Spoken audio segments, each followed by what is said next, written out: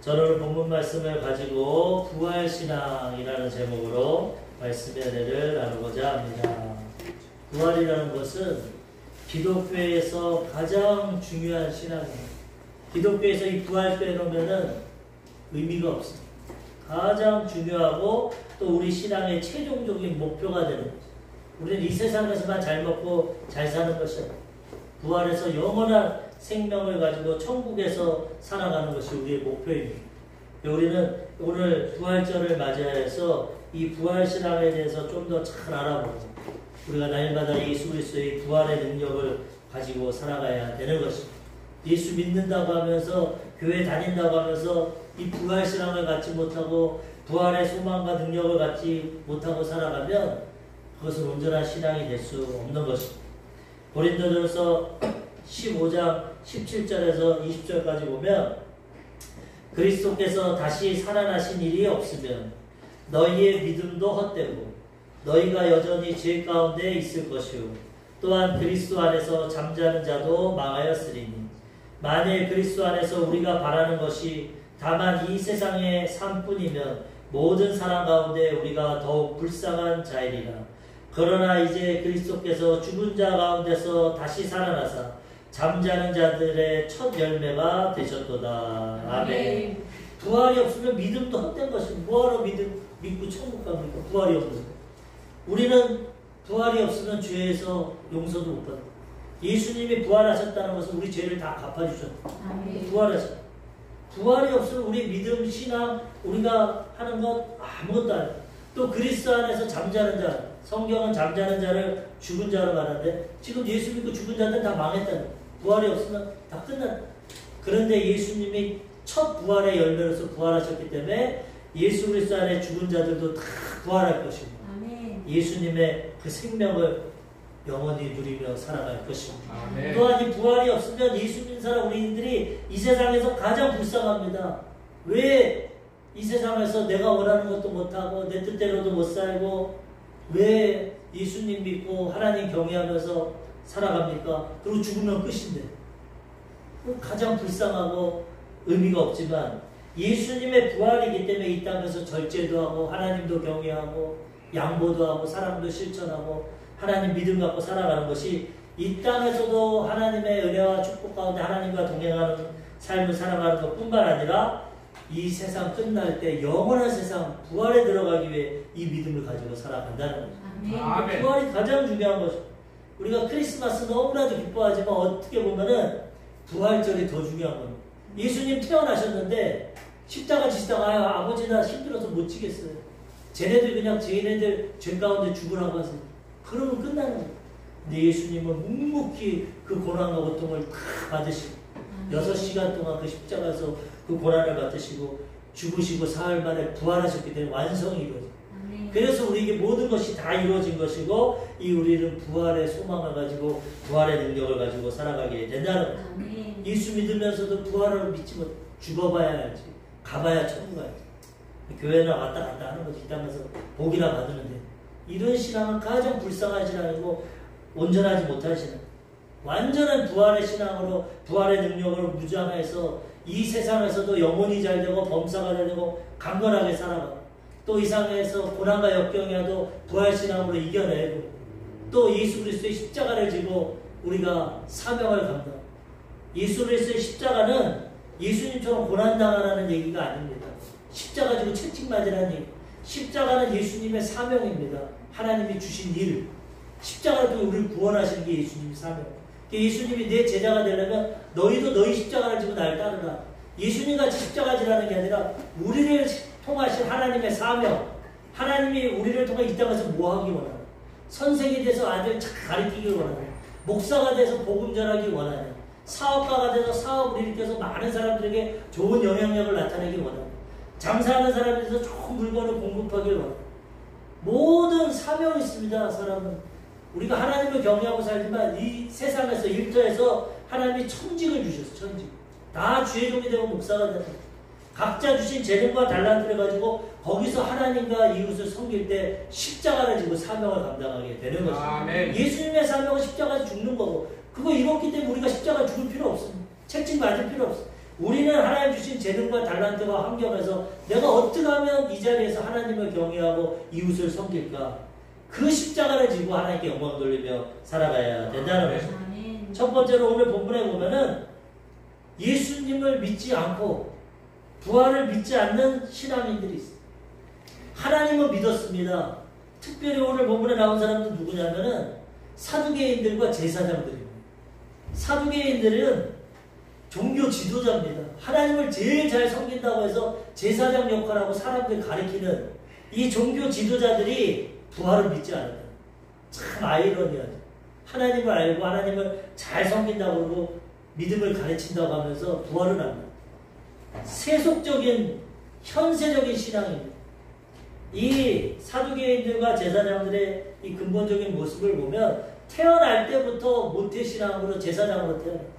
하나님이 아론 지파를 통해서 대제사장과 그 자녀들을 일평생 제사장 가문으로 세우셨기 때문에 태어나니까 제사장이에요. 그 당시 제사장은 귀족입니다. 사람들에게 존경을 받고 물질의 부여를 얻고 상류층이 있어요. 태어나니까 좋은 교육 받고 가문이 좋고 제사장이고 돈도 많고 교육도 많고 그러니까 현실적으로만 잘 먹고 잘 살고 누리는 것 태어날 때부터 기득권을 갖고 태어나니까 그것만에 만족해서 다음 생애를 생각하잖아요. 눈에 보이지도 않고 내가 체험하지도 못한 부활이 어딨냐? 죽으면 끝나는 거예요. 하나님을 잘 섬긴다는 이 사두개인과 제사장들이 그런 신앙을 가지고 백성들을 가르쳤으니 얼마나 신앙이 엉터리 신앙이에요. 종교 지도자들. 이 사두개인이라는 뜻은 다윗 시대, 솔로몬 시대의 사독이라는 대제사장. 그 사람의 사독의 후손이다. 그래서 사두개인. 우린 제사장 가문이야, 태어날 때. 우린 종교 지도자야. 그러면서도 부활을 믿잖아. 이 땅에서 잘 먹고 잘 사는 거야. 죽으면 끝이야. 그런 신앙을 갖고 살아가는 예수님 볼 때 얼마나 답답해. 근데 또 그 사람들이 오늘 예수님을 시험합니다. 부활이 어디 있어요, 예수님? 그 말 같지 않는 소리 하지 마세요. 그렇게 예수님이 부활에 대해서 알려주십니다. 고린도전서 15장 12절에서 보니까 그리스도께서 죽은 자 가운데서 다시 살아나셨다 전파되었거늘 너희 중에서 어떤 사람들은 어찌하여 죽은 자 가운데서 부활이 없다 하느냐. 고린도 교회는 신약 교회입니다. 사도 바울이 이 고린도 교회 믿는 사람들도 한편으로는 부활이 어딨어. 그냥 이 땅에서 복 받고 잘 살면 죽으면 끝이지. 천국이 어딨어? 가봤어.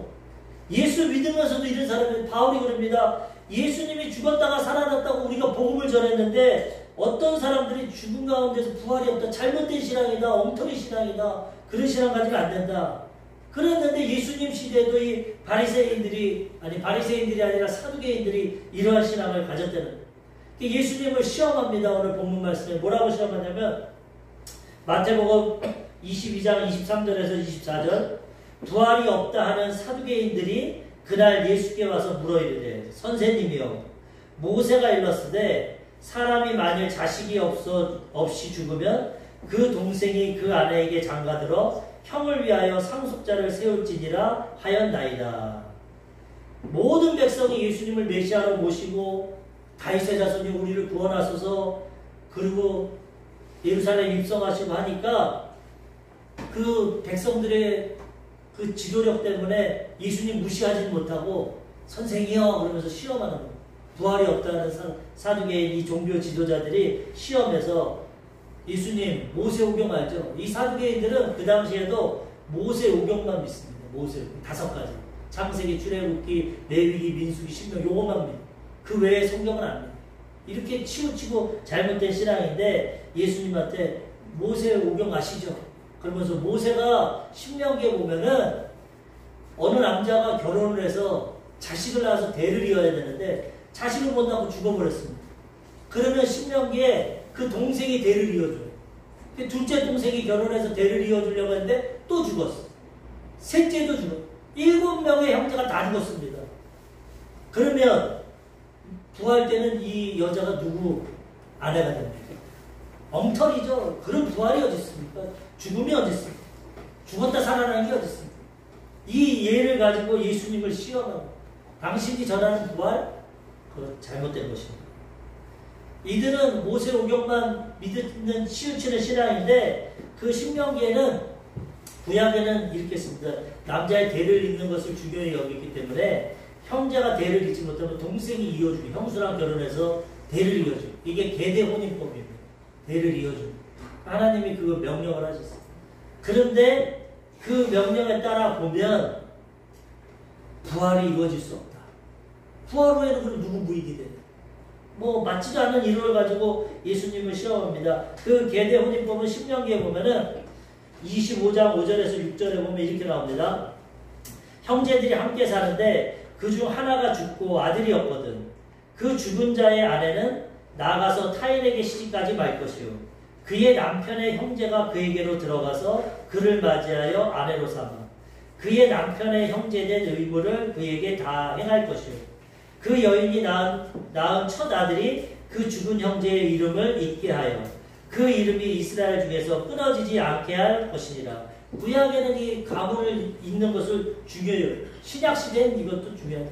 예수 믿고 구원받는 게 가장 중요한데 구약에는 이렇게 말했는데 이걸 가지고 예수님을 시험합니다. 7 형제가 이 말씀대로 가문 이어주려다가 다 죽었다. 형수가 7명이랑 결혼했는데 부활 시에는 누가 부인이냐. 그러니까 이거는 맞지도 않고 부활은 없다. 이걸로 예수님을 시험했어요. 예수님이 이렇게 말씀하십니다. 마태복음 22장 29절에서 30절. 예수께서 대답하여 이르시되 너희가 성경도 하나님의 능력도 알지 못하는 거로 오해하였도다. 부활 때에는 장가도 아니가고 시집도 아니가고 하늘에 있는 천사들과 같으니라.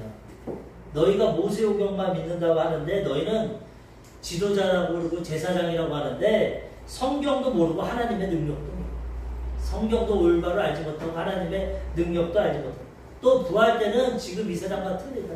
시집도 안 가고 장가도 안 가고 하늘의 천사와 같이 사는 거야. 이 땅에서 하나님이 생육하고 번성하라고 자녀를 주셨지 이제 천국에서는 더 이상 생육하고 번성할 필요가 없어. 천사와 같이 천국에서는 그냥 하나님과 영원히 살아가는 거지. 이 땅에서 생육하고 번성한 이런 구원받은 백성을 가지고. 그렇기 때문에 이렇게 종교 지도자들과 제사장들이 하나님 말씀도 모르고 능력도 모르고 인간적인 인본주의적인 신앙생활을 했다는 거예요. 현세적으로 잘 먹고 잘 살고 부귀 영광을 누리고 그것만을 위해 살아갔기 때문에 이 잘못된 신앙을 가졌던 거예요. 예수님이 그것을 가르쳐줍니다. 너희는 성경도 모르고 하나님의 능력도 모른다. 또 하나님은 죽은 자의 하나님이 아니라 산 자의 하나님. 마태복음 22장 31절에서 33절을 보니까 죽은 자의 부활을 논할진대 하나님이 너희에게 말씀하신 바 나는 아브라함의 하나님이요 이삭의 하나님이요 야곱의 하나님이로라 하신 것을 읽어보지 못하였느냐. 하나님은 죽은 자의 하나님이 아니요 살아있는 자의 하나님이시니라 하시니 무리가 듣고 그 가르침에 놀라더라. 너희는 지금 부활에 대해서 믿지 않는데 사실 죽은 자가 살아나는 게 부활인데 하나님은 살아있는 자의 하나님. 물론 죽은 자가 부활하지만 하나님은 살아있는 자의 하나님. 왜? 하나님이 모세를 만났을 때 모세에게 나는 아브라함의 하나님이요 이삭의 하나님이요 야곱의 하나님이다. 그렇게 말했어요. 모세 시대에는 벌써 아브라함이 430년이 지났어요. 아브라함 시대.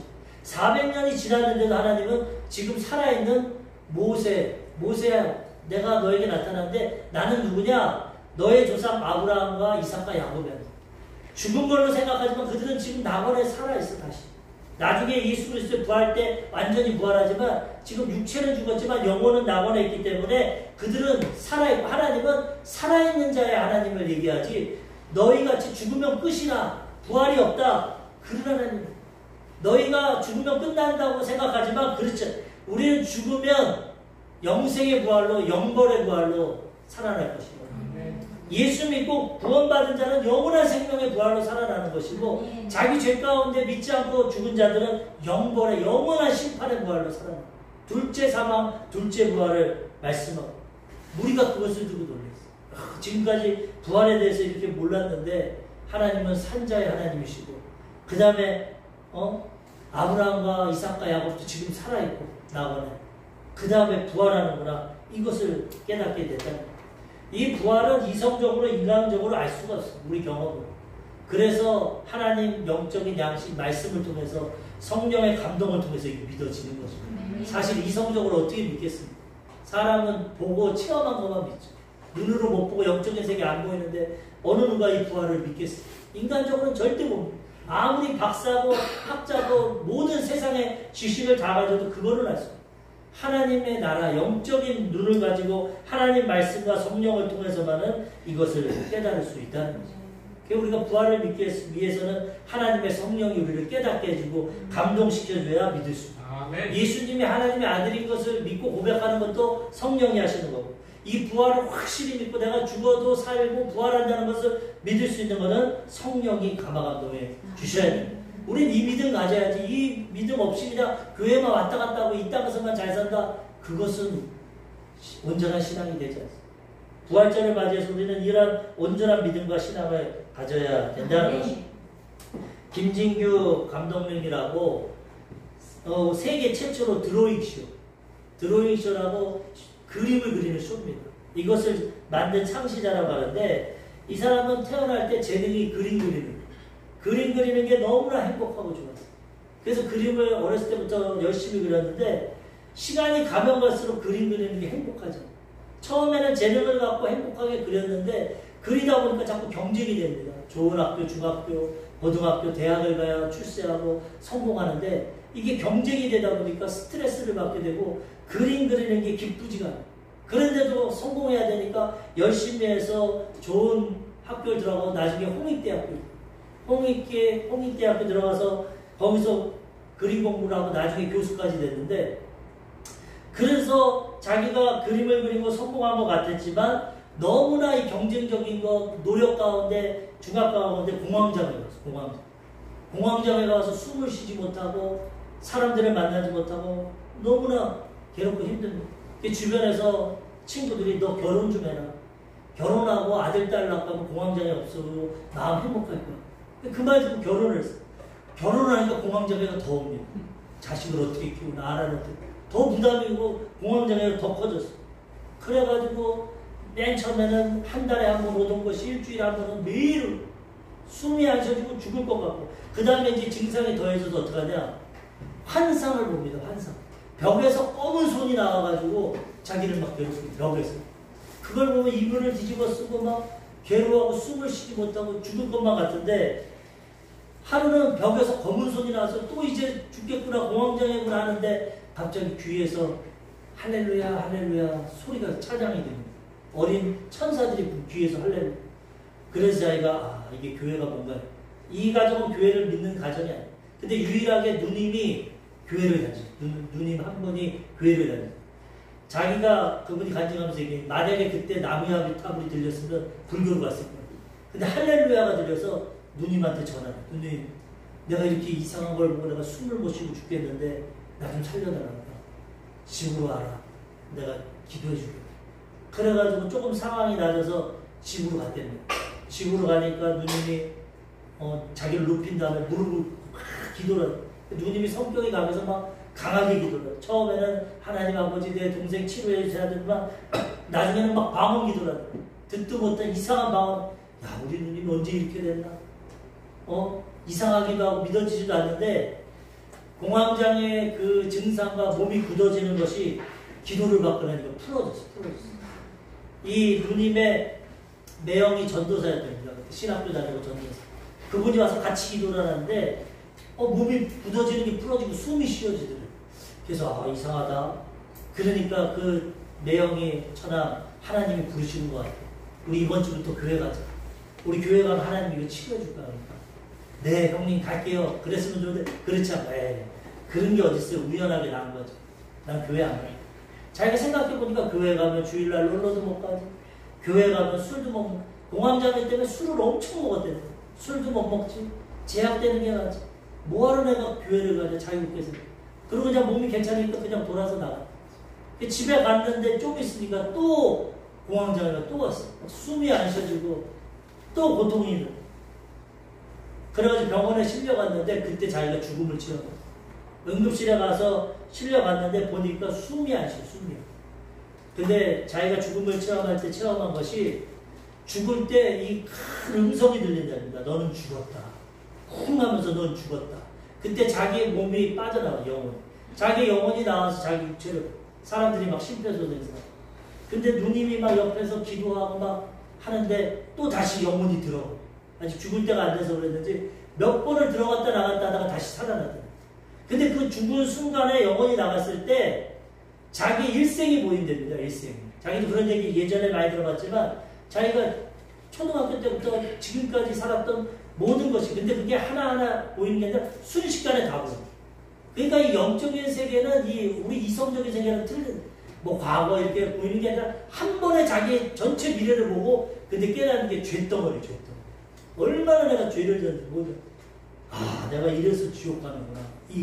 그것을 체험했는데 그 누님이 이 동생을 위해서 그 전에 8년 동안 매일 일기를 쓰면서 기도를 해요. 8년 동안. 구원받고. 그 기도를 통해서 자기가 다시 살아났대요. 근데 병원에서도 고칠 수가 없고, 태어나는데 숨을 쉬어지지 않고 고칠 수가 없고. 그런데 이 매영 전도사님이 목사님한테 기도받게 하고, 목사님이 이제는 저기로 가라. 기도원에 가라. 이건 병원에서도 못 고치고, 이거는 웬만해서 못 고치니까 기도원 가서 고침을 받아. 근데 뭐 자기는 누워있고 숨도 못 쉬는데 할 수도 없으니까 차에 실려가지고 마지막으로, 근데 기도원 가라고 그러니까 추적 60분이 생각나네. 야, 나도 이제 추적 60분처럼 가서 기도원에서 갇혀가지고 매 맞고 이제 죽겠구나. 그래도 뭐 힘도 없고 의지가 없어서 매형의 차를 타고 가는데, 타고 가면서 마음속에 마지막으로 다른 기도도 안 나옵니다. 사람이 죽을 것 같으면 아무 기도도 안 나오고, 하나님 살아계신 하나님 살려주세요. 살려주세요. 살려주세요 기도하는데 갑자기 차에서 모든 것이 어두워지고 모든 것이 상황이 바뀌면서 빛이 비치면서 예수님을 봐요. 자기 처음 예수님이 빛 가운데 나오는데 자기를 얼마나 불쌍한 모습으로 쳐다봐요. 예수님은 빛이시라고, 빛이. 그러면서 예수님이 뭐라고 그러시냐면, 너는 앞으로 내가 준 재능을 가지고 나를 세상에 보여라. 나를 그려라. 그렇게 얘기해요. 그러면서 그걸 보고 자기가 치료를 받았대요. 진짜 살아계시고. 진짜. 그래서 자기가 뭘 했냐. 그 전에 대학 교수까지 하면서 7년 반 동안 이 드로잉쇼, 이 화가들이 가장 기쁨을 느낄 때는 그림을 그릴 때는, 가수들은 노래할 때. 그래가지고 이 그림 그리는 모양을 라이브로 보여주는 거예요. 드로잉하는. 그 쇼를 7년 반 동안 계획하고 있었는데, 투자자들이 세계 최초로 하니까 몇 명은 있었지만 많지는 않았답니다. 근데 예수님의 음성을 듣고 병이 치료받으니까 이제는 그 드로잉 쇼를 창세기부터 계시록까지 예수님 성경 얘기를 그리려고.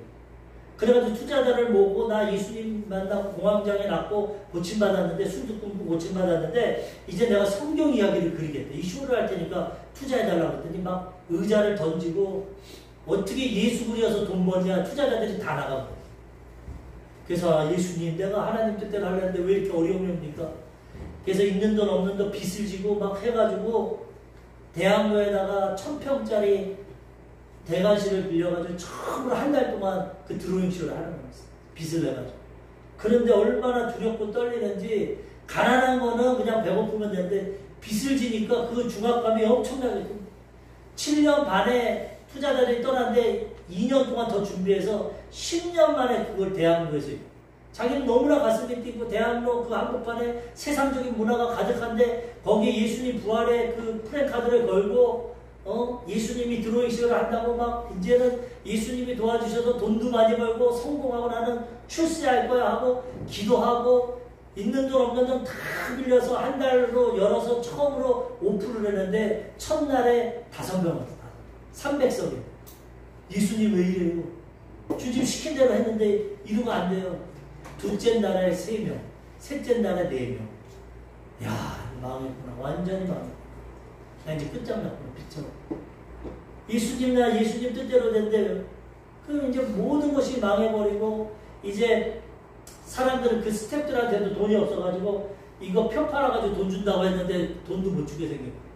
그래가지고 스태프들을 다 모아서 말했답니다. 지금 잠깐 그렇지만 반드시 예수님이 도와줄 거야. 반드시 함께 할 거야. 떠나지 마. 그랬더니 한 사람이 대학생인데 막 울면서, 감독님, 믿음이 있다는 게 참 좋군요. 어떻게 이런 상황에서도 그런 믿음을 고백합니까? 아니야, 진짜 하나님 계시. 그리고 이제 기도를 하는데, 그런데도 사람이 안 오고 이제 쫄딱 한 일주일 남았답니다. 한 달 빌렸는데. 근데 한 일주일 남았는데, 그날 비가 주룩주룩. 사람도 안 오는데, 비까지 오니 대학로에서 어떡합니까? 근데 거기서 깨달은 것이 뭐냐? 현실만 보고 상황만 보니까, 그리고 내가 왜 이렇게 됐지 하니까 자꾸 내가 부정적인 마음만 안 된다. 사람도 안 온다. 망했다. 빚쟁이다. 안 된다. 내 마음속에서 긍정적인 마음을 가져. 괜찮다고 생각해야 돼. 그래. 빚져도 괜찮다. 망해도 괜찮다. 나 예수님이 나 사랑하시고 나 구원하시고 나 천국 간다. 사람이 긍정적으로 괜찮다 하면 마지막엔 죽어도 괜찮다까지 합니다. 모두가 다 내려놔줘. 다 내려놓고 예수님도 죽고 부활하셔서 그래 죽어도 괜찮다. 그날은 비 와도 괜찮다. 사람들 안 와도 괜찮다. 노래를 만들었다. 이래도 괜찮다. 죽어도 괜찮다. 막 긍정적으로 하고 다 내려놓고 변화되니까 그렇게 비가 오는데 2층에서 바깥을 보니까 줄이 엄청나게 줄이 섰다는 거예요. 그 마지막 일주일부터 사람이 오기 시작하는데 300명이 가득 차고 보조자까지 채고 그 다음에 사람이 많아서 원래 하루에 한 번 공연했는데 4번 공연했대요. 4번. 하루에 한 번도. 이거는 라이브 실제로 그림을 그리기 때문에 2번 이상 하면은 힘이 들어서 그릴 수. 이분이 3분 만에 최후의 만찬 12제자를 그리는데 3번 그리니까 한 명을 빼놓기도 그리고 막 그렇게 엄청. 그런데도 하나님이 도와주셔가지고 사람들이 꽉꽉 차니까 4번 다 하고 그거 딱 망하니까 그 쇼를 마치니까는 빚 다 갚아버렸대. 그 돈. 하나님이 이와 같이 자기 힘과 능력으로 아무래도 안 되는 걸 깨닫게 하시고 다 내려놓고 믿음으로 하나님만 의지하니까 하나님이 도와주셨고. 그래서 병도 고치고 이제 사람들이 막 방송국에서 전화가 와서 방송국에도 가고 스위스 다보스 포럼에도 가고 막 세계 정상들 앞에서도 드로잉 쇼를 하고 막 그렇게 되니까 이제 또 교만해집니다. 사람이 돈이 들어와서. 그 전에는 돈이 없어가지고 30만 킬로 몇십 년 차 타는데 돈 버니까 벤츠로 바꾸고 그 다음 막 해외에서 해외 정상들이 초청을 하니까 비즈니스 타고 갔대요. 비즈니스 타고 가고 그러다 보니까 이제 어떻게 되냐. 성경을 안 보게. 돈이 들어오고 세상이 즐거워 성경 안 보고 기도를 안 하냐. 자기 실력으로. 그러다가 또 투자자가 사기치고 가서 쫄딱 망했답니다. 다 이렇게. 나중에 회개하고 다 회복됐는데 신앙은 그런 겁니다.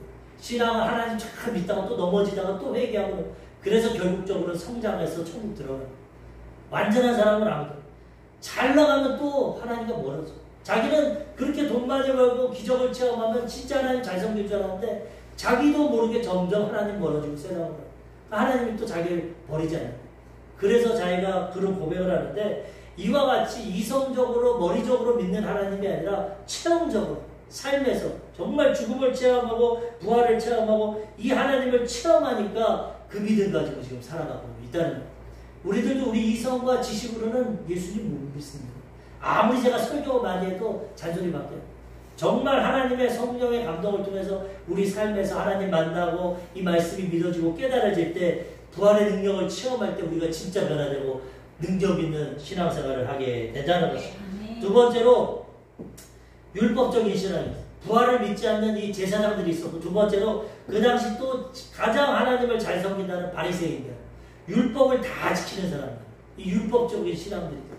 이것도 올바르. 이들은 부활을 믿습니다. 겉으로는 부활을 믿고 아주 종교 지도자인 척 하지만은 속으로는 탐욕과 제약이 가득했어요. 예수님이 이들을 비판을. 이들은 부활도 믿고 하나님도 믿고 신앙생활 일주일에 2번 금식합니다. 11조는 채소까지 생각이 됩니다. 하루에 3번 기도합니다. 가난한 사람 도와줍니다. 종교적으로 율법적으로 10계명을 다 지키는 거예요. 이 바리새인들은 얼마나 철저했는지 10계명을 613개로 나눴어요. 10계명을. 그래서 이들의 율법은 613개인데 하지 말라는 것은 248개, 하라는 것은 365개. 613개를 다 지킵니다. 이 사람. 형식적으로는 다 지켜. 근데 마음으로는 탐욕과 제약이 가득해.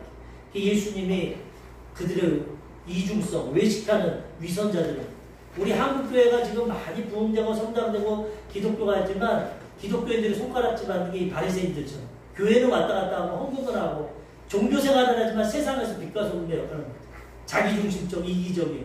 그렇기 때문에 인정을 못합니다. 이들은 어떤 신앙이었냐면 위선자들이고 누가복음 20장 47절에 보면은 예수님 말씀하시기에 그들은 과부의 가산을 삼키며 외식으로 길게 기도하니 그들이 더 엄중한 심판을 받으리라 하십니다. 사람들 보는 데서만 기도합니다. 자기 잘 보이려고. 금식하고. 그리고 길게 기도합니다. 하나님, 나는 저 세리와 창기 같지 않습니다. 나는 율법을 다 지킵니다. 이렇게. 그 하나님이 그 기도 안 받아요. 더 심판을 받는다. 아무리 형식적으로 외형적으로 종교생활하고 신앙생활하고 기도를 5시간 하고 헌금을 1억을 해도 하나님 그런 거 안 받아요. 마음과 중심으로 하나님을 사랑하고 이웃을 사랑하고 온전한 신앙이 될 때 하나님 그걸 기뻐하시냐는. 마태복음 23장 27절에 화 있을진저 외식하는 서기관들과 바리새인들이요 회칠한 무덤 같으니 겉으로는 아름답게 보이나 그 안에는 죽은 사람의 뼈와 모든 더러운 것이 가득하다. 무덤과 같다고. 겉으로는 종교 지도에 금식해 구제해 기도해 뭐 종교생활 다 하고 뭐 기도 많이 하는 것 같은데도 속 안에는 욕심과 탐욕이 가득한 무덤이 회칠해서 멋있게 해놨지만 안에는 썩은 뼈가 있는 것 같이 이중적인 신앙생활 하지 말라는. 사두개인들과 바리새인들이 이 라이벌이었습니다. 둘이. 근데 바리새인들이 그러니까 사두개인들이 예수님께 부활 질문했다가 망신당했어. 성경도 모르고 하나님도 모른다니까 바리새인들이 와가지고 또 예수님 시험합니다. 거봐 사두개인들은 안 돼. 우리가 가서 시험합니다. 예수님 무시합니다. 목수였고 이스라엘에서 가장 변두리 갈릴리에서 태어났고 못 배웠고 그러니까 성경이나 저기 알아? 그러면서 이 바리새인들이 이제 서기관들 사두개인처럼 또 질문합니다. 다 읽지 못했지만 마태복음 22장 34절에서 36절을 보니까 예수께서 사두개인들로 대답할 수 없게 하셨다함을 바리새인들이 듣고 모였는데 그 중에 한 율법사가 예수를 시험하여 묻되 선생님 율법 중에서 어느 계명이 크니까? 저거 못 배웠으니까 지식으로 나가야 돼. 이 바리새인들은 성경에 능통합니다. 다. 그래서 예수님한테 선생님 당신 하나님의 아들이고 메시아라고 하는데 그러면 10계명 율법 중에서 가장 큰 계명이 뭡니까? 당신 성경이나 제대로 압니까? 무시했어요. 예수님이 정확하게 말씀하신 거예요. 가장 크고 첫째 된 계명은 목숨과 마음과 뜻과 정성을 다해 주 너희 하나님을 사랑하라. 둘째는 이와 같으니 내 이웃을 내 몸같이 사랑하라. 1계명부터 4계명부터는 하나님 사랑, 5계명부터 10계명까지는 이웃 사랑. 이 전체적인 613개의 율법을 압축해서 예수님은 사랑이라고. 큰 계명이 뭐냐? 하나님 사랑하고 이웃 사랑하고. 그러니까 할 말이 없어. 이들이. 자기 신보다 더 뛰어나게 말하는 걸 보고 바리새인들도 묻지는 못하고 말을 못하는데 시험하려고. 이 바리새인들은 겉으로는 율법주의자고 지식이 많고 학문이 많고 사람들에게 존경받는다 했지만 온전한 신앙생활은 부활도 믿고 하나님도 믿었지만 삶에서 거짓된 신앙생활, 이중적인 신앙생활. 예수님이 이렇게 말합니다. 누가복음 11장 42절. 화 있을진저 너희 바리새인이여 너희가 박하와 운양과 모든 채소의 11조는 드리되 공의와 하나님께 대한 사랑은 버리는도다. 그러나 이것도 행하고 저것도 버리지 말아야 할지니라. 종교생활은 다 하지만 하나님에 대한 사랑은 버려요. 사람들한테 인정받고 남의 거 약한 사람 거 빼앗고 뒤에서 나쁜 짓 다 하는 거. 교회 다니면서 뒤에서 다 사기치고. 그런 신앙 그렇게 하면 안 된다. 겉과 속이 같아야 된다고 사랑도 실천하고 하나님도 성해야 된다고 말씀하고 있는 것입니다. 마지막 세 번째로 그럼 어떤 것이 부활신앙이 온전한 신앙이냐 올바른 신앙인가 이것을 알아봅니다. 우리는 하나님 앞에 올바른 신앙 부활을 안 믿어서는 부활을 믿어야 되고 그 다음 부활도 믿지만 우리 삶에 하나님의 사랑을 신청해야 된다는 거예요. 온전한 신앙은 사랑의 신앙이에요. 율법적으로 기도만 하는 게 종교생활하고 교회만 왔다 갔다 하는 게 신앙이 아니에요. 진짜 신앙은 하나님 사랑하고 이웃 사랑하는 예수님 말씀하신 이것이 하나님이 원하는 거고 하나님이 기뻐하시는 신앙입니다.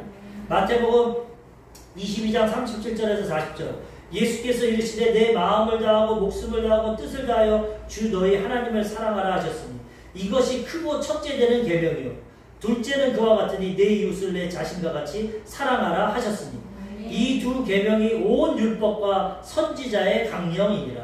하나님 말씀 어렵지 않다. 하나님 말씀 하나님 사랑하고 이웃 사랑 이거 하면은 온 율법과 선지자 다 지키는 거야. 모든 걸 다 해도 사랑이 없으면 그건 아무것도 아니야.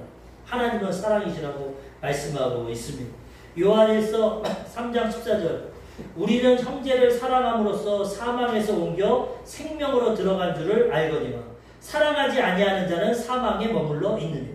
아무리 예수님 믿는다고 아무리 방언 10시간 하고 아무리 100만 원 헌금하고 아무리 금식하고 종교생활하고 전도하고 다 해도 사랑이 없다. 하나님도 사랑 못하고 이웃도 사랑 못하고 자신도 사랑하지 못한다. 그건 가짜입니다. 사랑이 없으면 물리는 깽가리라고. 사랑이 없으면 아무것도 안 해요. 사랑함으로써 그 믿음이 인정되고 사망에서 생명으로 옮겨진다. 우리는 사랑을 해볼게요. 3장 23절 그의 계명은 이것이니 곧 그의 아들 예수 그리스도의 이름을 믿고 그가 우리에게 주신 계명대로 서로 사랑할 것이니라. 구원받고 부활 신앙 가진 자는 예수님을 믿는 것뿐만 아니라 계명대로 사랑을 실천해야 된다는 것입니다. 요한일서 4장 7절에서 8절 사랑하는 자들아 우리가 서로 사랑하자. 사랑은 하나님께 속한 것이니 사랑하는 자마다 하나님으로부터 나서 하나님을 알고 사랑하지 아니하는 자는 하나님을 알지 못하나니 이는 하나님은 사랑이십니다.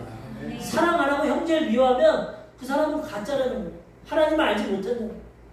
아무리 종교생활해도 소용없다. 진짜 신앙이고 진짜 믿음 좋고 진짜 부활신앙 가진 사람은 사랑을 실천한다는 거죠.